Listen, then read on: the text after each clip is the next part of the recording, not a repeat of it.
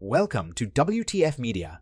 If you love crazy, unbelievable stories, make sure to subscribe and hit the bell so you don't miss out. Let's jump right into today's story. I don't know, maybe I should have seen it coming. I knew my wife had been spending a lot of time with her friend Audrey. I wasn't crazy about that. Audrey was divorced and lived a pretty wild life as far as I was concerned. She was constantly changing boyfriends. I couldn't keep up with them. But then I had no reason to try. I really didn't like her. Even so, I never tried to come between her and my wife, Linda. Looking back, maybe that was a mistake. I don't know. All I do know is that she was instrumental in convincing my wife to rip my heart out. Linda and I had been married for 17 years. We had a 15-year-old daughter, Tanya. Our son, Clay, was 2 years younger. We lived, as I guess, most suburban families do. Linda worked in a doctor's office, and I was pretty successful at selling computer software. We had a nice home, 2 nice cars, and a wonderful family life, at least as far as I was concerned. The first indication I had that Linda didn't exactly share my utopian view of things was when I came home one Friday night to see her and Audrey sitting at the kitchen table. Audrey looked as smug as ever, but I thought Linda looked a little worried. It didn't take a genius to figure out something was up. "Hi, darling," Linda said, while standing to give me a kiss. "Hi, honey," I responded, putting my briefcase down and wrapping my arms around my lovely wife. After we kissed, I glanced at Audrey and greeted her with a simple hi. "I'm going to run upstairs and change," I said, reaching down for my attache. "Okay, darling. Would you like a cup of coffee?" She seemed to be searching for words. "Audrey and I have something we'd like to talk to you about when you come back down." "What?" I asked, figuring there was no time like the present. "Well, why don't you go up and change, honey? I'll get your coffee and we'll talk when you come back down, okay?" I looked into her eyes for some sign of what it was all about. She was definitely anxious about something. I felt a tinge of fear go through my body as I glanced over and saw the smirk on Audrey's face. Whatever the two were cooking up, I was sure I wasn't going to like it. My brain went into overdrive as I climbed the stairs. One by one, I thought of a dozen different possible scenarios of what I would face when I returned. None of them, however, prepared me for what actually happened. It took me only a few minutes to change from my suit and tie into a pair of casual slacks and a polo shirt. My coffee was sitting on the table in front of my chair when I walked back into the kitchen. Audrey was busily chatting away. It almost sounded like she was coaching my wife about something, but she was almost whispering, and I couldn't hear her that well. They didn't even notice me until I was on the other side of the table. I sat down, took a sip of coffee, and looked at them. Okay, what's going on? What's this all about? Linda was hesitant, and for a moment froze without saying a word until Audrey gave her a little prompt. "Go ahead," she told my wife. "He loves you. He'll understand." Linda lowered her eyes, as if she couldn't look me in the face. "Honey, you know I love you. Very much, so please don't take this the wrong way. Well, I want to go out on a few dates with Audrey. Not all the time," she blurted out, "just once in a while." I wasn't quite sure. I understood what she meant by dates. Whatever she meant, the answer was going to be no, but I couldn't believe she was actually talking about screwing other guys. I had to clarify. "Just what do you mean by dates? Are you talking about having sex with other men?" Well, my wife was trying to reply. Audrey broke in. "It doesn't mean she doesn't love you, Robert." I was going to cut her off by telling her I was talking to my wife, but decided to let her speak. I knew this wasn't my wife's idea. It had Audrey's name written all over it, but I wanted to see if I could figure out how the hell she got Linda to go along. She continued, "It's just sex. It doesn't mean anything. We were talking and she told me that besides you, she's only been with one other man in her whole life. That's ridiculous, Robert. I'm sure you've had a lot more women than that. She needs to get out and have a little fun." I looked back at my wife. "So, sex with me isn't fun?" Linda finally looked up at me. I tried to mask the pain in my face, but I don't think I was doing a very good job.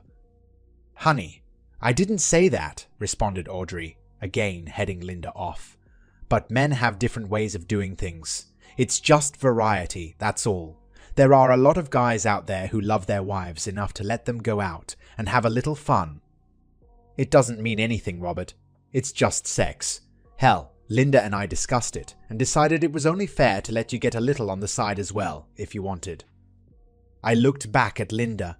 I'm not sure if it was fear or regret that I saw, but I think she was beginning to feel like this was a big mistake. "I see," I said flatly. I could feel tears building in my eyes, but was determined to hold them back. "Audrey, can you stick around for a little while?" "I want to discuss this more when I come back," I said, rising from my chair. "Sure," she replied with a triumphant look on her face. I'm sure she thought she had me. "Where are you going?"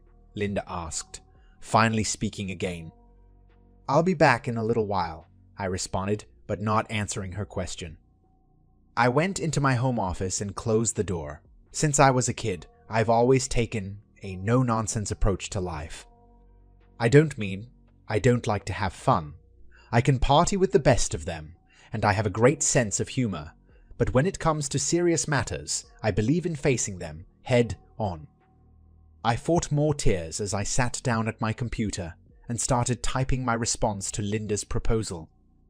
"Dear Linda, I never thought I would be so hurt by the woman I have loved with all my heart for so many years. But when you informed me of your intentions to have sex outside of our marriage, you broke my heart. I know your friend, Audrey, is behind it, but your willingness to go along with her scheme has already damaged our relationship and our marriage. Just to be absolutely clear as to my position concerning your intended infidelity, I categorically state that I will consider any sexual relations of any kind with a male or female as a betrayal and a violation of our wedding vows. To further clarify, sexual relations include any oral or physical stimulation in a sexual manner, either given or received. Should you disregard my feelings in this matter and continue with your adulterous quest, here's what will happen. 1. On Monday morning, I will immediately file for divorce. 2. I will contact our parents and everyone we know to inform them of our impending divorce and explain exactly why I took the action I did. 3.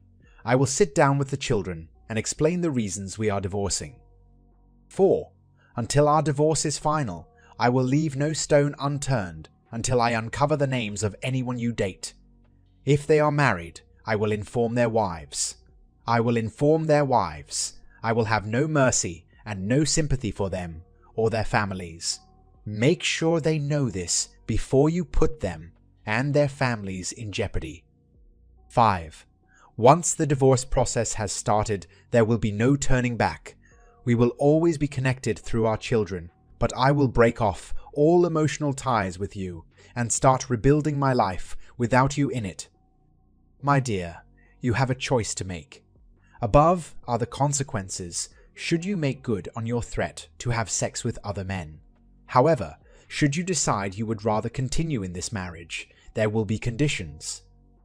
As I have already stated, revealing your intentions for having extramarital sex has hurt me more than I ever thought I could be hurt. At this point, I don't know if I can forgive you or if the damage to our marriage can be repaired, but I am willing to try, providing you accept my terms. They are 1. Immediately cut all ties with Audrey. Never again be in contact with her for any purpose. 2. Until I decide differently, you will move your belongings into the spare bedroom and sleep there. 3. You will make an appointment with your doctor and be tested for sexually transmitted diseases. I will not even consider having sex with you until I know for sure you are safe. Should any results prove positive, I will immediately file for divorce. 4. Consent to putting a GPS in your car that I will access on a daily basis and answer any questions I might have as to your whereabouts without any negative attitude. 5. Agree to marriage counseling. If you concur with my demands, I will try my best to forgive you, but rebuilding my trust will take time and patience. What you must do now, my darling, is choose. I pray you to choose wisely. Hurt, but still with all my love, Robert. I put these people in the carbon copy. Audrey Simpson, Mr. and Mrs. Darrell Hoskins, Mr. and Mrs. Bryce Anderson, Mr. John Coulter, attorney at law. I could hear Linda and Audrey talking as I finished. I knew they moved from the kitchen to the couch in the living room. I wished I could hear what they were saying, but in the end, it really didn't matter. I had taken my stand and there would be no negotiations. I went into Mail Merge and addressed an envelope and a copy of the letter to my parents, Linda's parents, and our family attorney. I stuffed and sealed each envelope, respectively, and stamped them. I then made 2 more copies for the co-conspirators. I saw them both turn their heads in my direction when they heard me exit my office. "I'll be right back," I said, heading for the front door. "I have something for the mailbox." "Mailbox?" my wife questioned. I was out the door before she could complete what she was saying. I walked to the corner and mailed all 3 copies of my deposition. A few minutes later, I was back. I approached both women, sitting on my couch, and handed them each a copy of my statement. "What's this?" Linda queried. "Have you considered what we talked about?" "Yes, I have," I countered. "You hold in your hand my thoughts on the subject. I wanted to spell them out in black and white to make sure there are no misunderstandings." They both tentatively started to unfold their paper. I carefully watched Linda's face as she read. Tears immediately flooded her eyes. "You bastard!" screamed Audrey. "What kind of a prick are you? Come on, Linda," she said, taking my wife by the hand. "Shut up!" my wife yelled, jerking her hand from Audrey's grip. "He's my husband and I love him. Nobody, including you, is going to call him names in my presence." The look of shock on Audrey's face was priceless. "Out!" my wife continued. "I want you out of my house and out of my life. I don't ever want to see or hear from you again." Linda stood and lifted Audrey up by the arm. "This is goodbye, Audrey," she said, escorting her former friend to the door. "I mean it. I listened to you, and now my marriage is in trouble. Stay away from me," were her last words, before slamming the door in Audrey's face. She turned toward me, with tears rolling down her cheeks. "I'm so sorry. I didn't mean to hurt you. Yes, I accept your demands and anything else you say." "I swear, Robert, I haven't done anything, but I'll be glad to get tested for sexually transmitted diseases. Just please tell me that eventually you'll forgive me. I know it will take time, but I love you. I don't want a divorce. Heavens, I can't even picture my life without you." "I said I'd try, Linda. I can't promise more than that right now, except for one thing. One slip, if I catch you trying to satisfy your curiosity by so much as standing in the same room with a naked person, it's over." "I know," she replied sadly. "I know it will take time to convince you, but I have no desire to ever be with anyone but you. I know now, I never really did." That night, I helped her move her clothes to the spare bedroom. For the time being, we simply told the kids we had a fight and were sleeping in different rooms until we cooled off. They were skeptical, I could see it in their faces, but cautiously accepted our explanation. The next day, I went out and bought a GPS for Linda's car. Without her knowledge, I also bought a recording device for the phones. It was a simple little gizmo. All you did was plug it into any phone jack. When a call was either placed or received from any phone in the house, it recorded both sides of the conversation.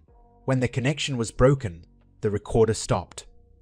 I set it up in my office and hid the unit behind the filing cabinet, just in case. Sunday, I equipped Linda's car with the GPS and downloaded the software to my laptop. I was hopeful, but not assured of our future together. Linda's job required her to work only 4 days a week. She got Saturday, Sunday, and Mondays off. Needless to say, I kept my eye on that GPS signal all day at work on Monday. She went to the grocery store at about 10 o'clock. Other than that, the car never left the drive. I was still very apprehensive and anxious to review the phone tap. When I got home that night, the kids were doing their homework at the kitchen table while Linda was cooking dinner. "Hi, honey," she said, rushing over to give me a kiss. I saw the disappointment in her eyes when I turned my cheek to her. "Can we talk later tonight when the kids are in bed?" she quietly asked. Again, my heart started to beat like a drum. "Yeah," I answered, already feeling my anxiety. After supper, I spent some time with the kids, then announced that I had some work to do and retired to my office, closing the door behind me. I plugged a set of headphones into the recorder to make sure no one but me could hear it. For a moment, my heart sank when I heard the first call. It was from Audrey. "Hello," my wife answered on the second ring. "Hey girlfriend, is he at work? Can you talk?" "Audrey, was I not clear the other day? I don't want to talk to you. You are no longer my friend. Get that through your head." "Oh, come on, Linda. Who knew Robert would take it like that? I had no intentions of ruining your marriage." "I don't care, Audrey.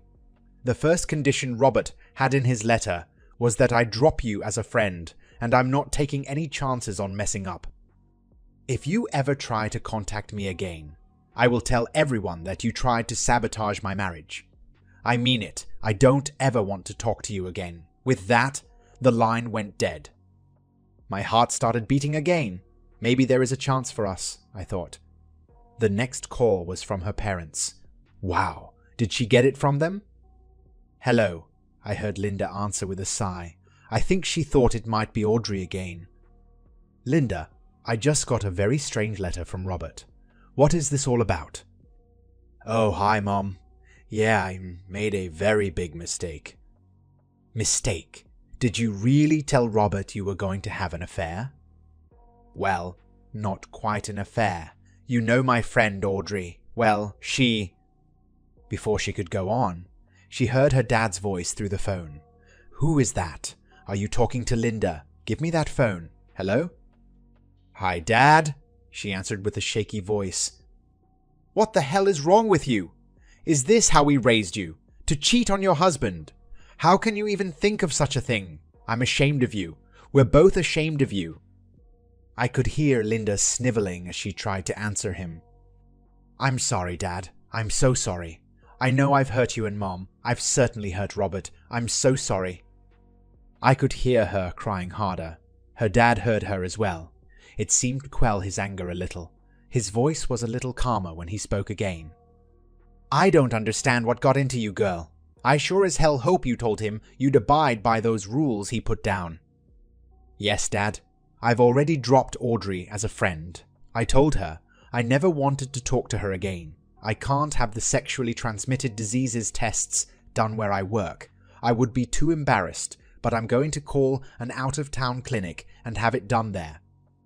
I'm also going to be the best wife a man could ever want, Dad. I know how lucky I am to get a second chance.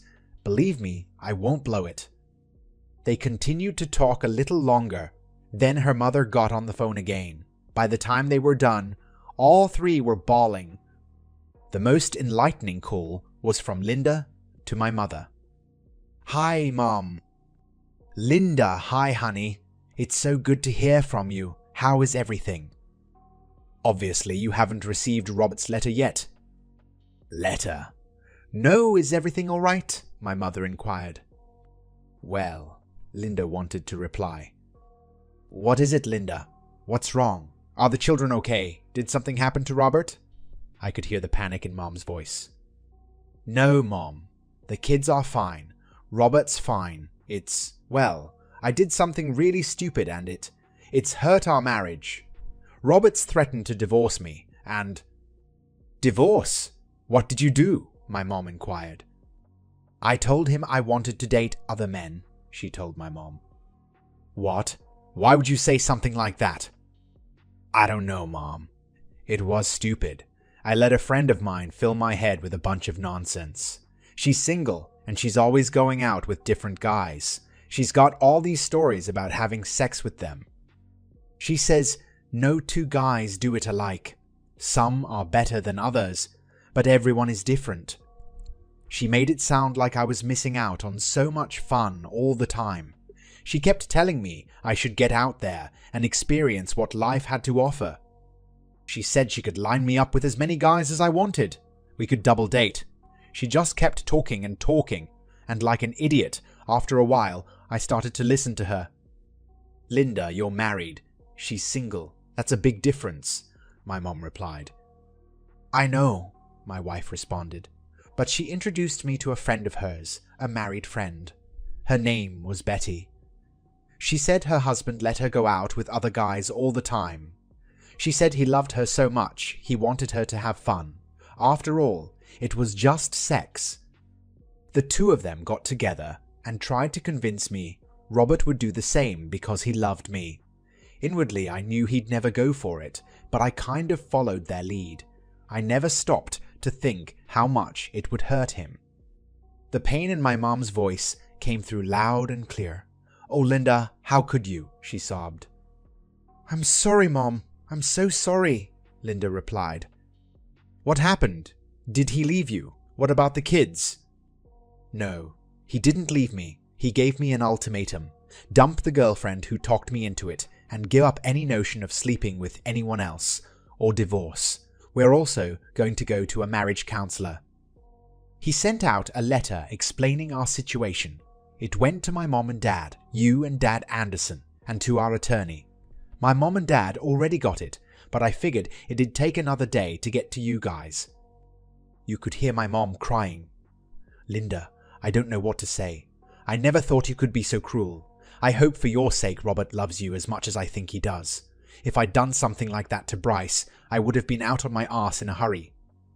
I know, Mom. Now it was Linda who was crying again. I promise I'll never hurt him again. I came real close to losing him, but I'm going to show him how sorry I am every day for the rest of my life. Please forgive me. Listening to both of them crying was causing my own eyes to well up.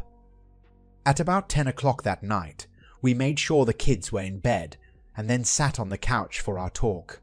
I was still in the dark as to the nature of our little wow, but I could see moisture already building in Linda's eyes as she started. I talked to our parents today. Mom and Dad got your letter. Boy, she said with a forced chuckle. Dad really let me have it. Actually, she said after a second thought, everyone pretty much let me have it. Your mom and dad hadn't received the letter yet, but I'm sure they'll get it tomorrow, so I called to kind of cushion the blow. Too bad I didn't think to do that for my own folks. Everybody's so hurt and disappointed in me. Why wouldn't they be? I'm disappointed in myself. I just want to say again how sorry I am. She wiped the tears from her eyes and continued. Also, now don't get mad, but I've got to tell you. Audrey called too. I guess she thought I was kidding when I said we were no longer friends. Anyway, I told her that if she ever called me again, I'd tell everyone how she tried to sabotage my marriage. She doesn't have many women. Friends and I don't think she's willing to take a chance of losing the few she has, so I doubt I'll hear from her again. Even though I knew all about them, I was glad she told me about the calls. I took her hand, smiled, and thanked her for being honest with me. The following week, Linda went in for her sexually transmitted disease tests. To tell you the truth, I never really believed she had actually cheated on me. If she had, I don't think Audrey would have been able to keep from rubbing my nose in it. She would have most certainly spilled the beans. I know HIV can hide in the body for years before showing up, but all the other tests were negative, so after 3 months, I finally let Linda back into our bed. At first, our lovemaking was awkward, but Linda was relentless and worked hard to regain what we once had. Even after things finally got back to normal, she would do whatever I wanted and do it with enthusiasm. I think our lovemaking is better today than it ever was. The marriage counseling sessions helped as well. Audrey and her friend really did a job on my wife. Our therapist made her go over every conversation again and again. Even that Betty's husband got into the act. From what she said, he did his best to convince her that he let his wife play around because he loved her so much. He told Linda that any man who truly loved his wife should be able to put his jealousy aside to make her happy. I really think he was hoping to get into her pants himself somewhere down the line. One of these days, I'm going to have to look that asshole up and personally express my feelings for his assistance in seducing my wife. Between the three of them, they really poured it on thick. It's been over a year since that ill-fated day, and although I've never had the slightest cause for suspicion since then, I still monitor Linda's whereabouts with the GPS once in a while. I also check her phone calls every so often. Once that seed of distrust has been planted, it's hard to let it go. Next month, we're going to celebrate her mom and dad's 50th wedding anniversary. Looking back at what we went through and where we are today, I'm pretty confident that in 31 years and 3 months, we'll be doing the same. That's the end of this story. If you found it engaging, please give it a thumbs up and don't forget to subscribe for more content like this. I've tried out a new style, so if you liked it, let me know in the comments. Your support and feedback mean the world to me. Thanks for watching.